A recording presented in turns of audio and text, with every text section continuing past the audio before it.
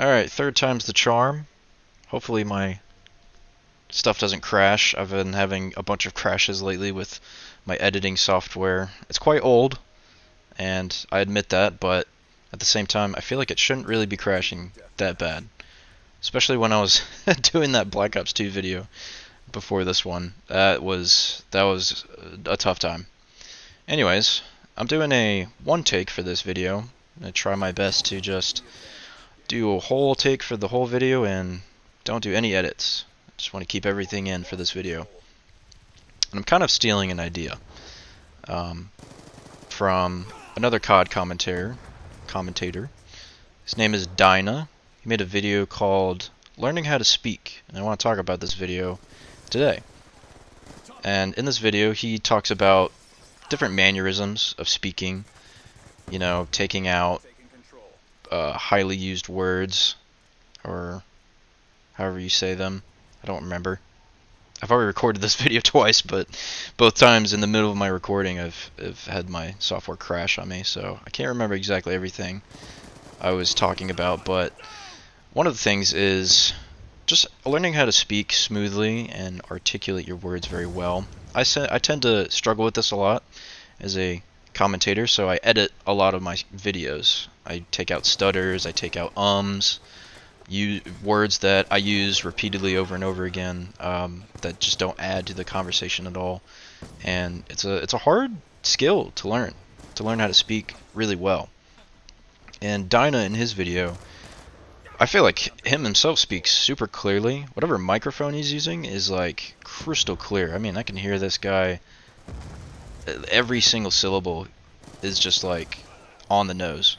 So he's got a great mic setup, and I use my old crappy microphone on my headset. I just like that for the aesthetic. I could use my nice Blue Yeti, but it does echo quite a bit. You know, the room I'm in isn't very soundproof, so that's kind of like half the reason I don't use it. But I also like the old style feeling of, you know, crappy microphone on a headset. Works for me. But I mumble, I stutter, and I also struggle to really focus on myself talking when I'm also trying to think of like my topic for what the video is, so I can't really do both at the same time. I'm not a super multitasker, you could say.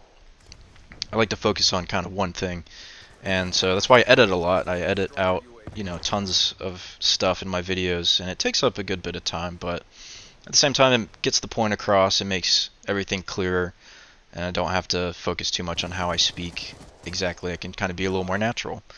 I'm not like speaking from a script or being super articulate with my words, because then I don't feel as genuine. You know, when I do that, my words don't roll off my tongue as clearly as I want them to, or as genuine as I wanted to.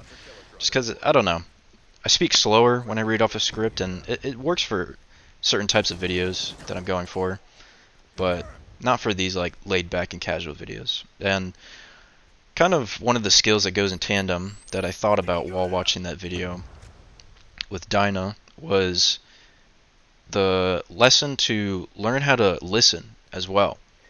You know, it's very important to speak and communicate, but half of it is also learning how to listen to someone. It's very easy not to listen to someone.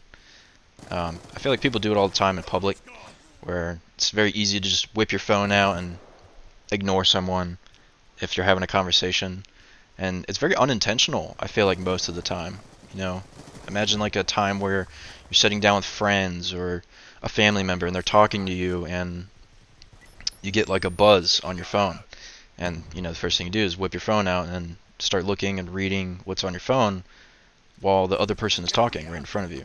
It's like, that's, for one, it's pretty rude, but at the same time it's like an unconscious action. And I get that. But it's really important to listen to what someone's saying, because then they feel heard. And it feels like the words that they're saying matter that much more because you're actively listening. That's a big skill, and a big buzzword is actively listening to someone talk. And I learned a lot of these skills from my grandpa. He was a great listener, and he knew how to really capture what someone was saying and give a good response to it. And it's as easy as just paying attention. You know, just pay attention to what people say.